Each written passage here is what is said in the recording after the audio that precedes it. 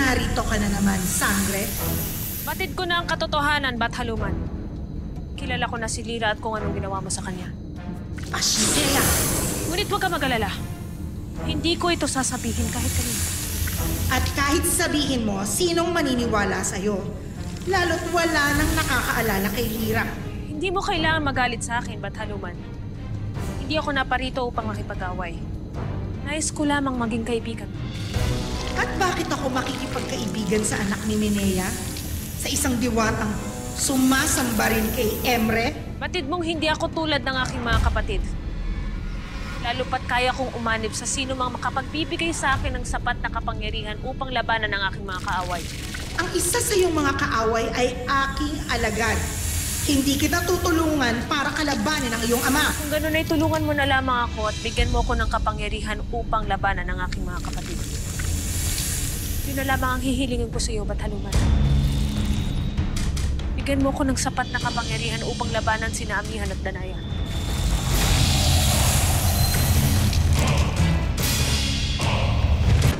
Malakas ang iyong loob, Pirena.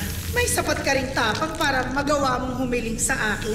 Ngunit hindi ako nakatitiyak sa iyong pag-uugali. Lalo't batid kong kaya mong magtaksil kahit kanino. Kaya maaari mo rin akong kalabanin.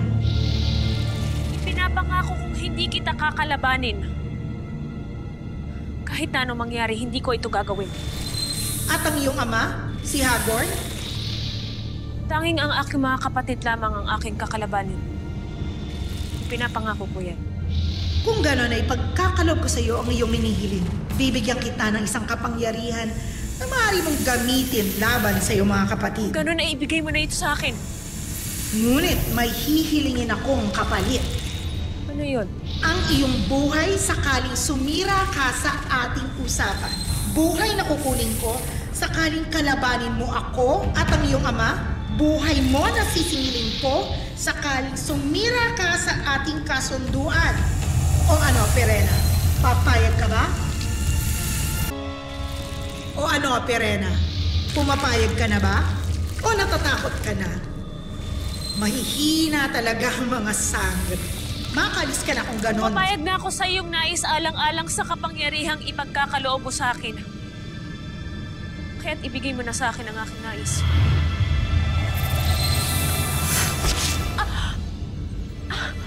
Papasukin ang aking laso ng iyong buong katawan. At sa sandaling ikaw ay mawala ng malay, huwag kang mag-alala, Pirena.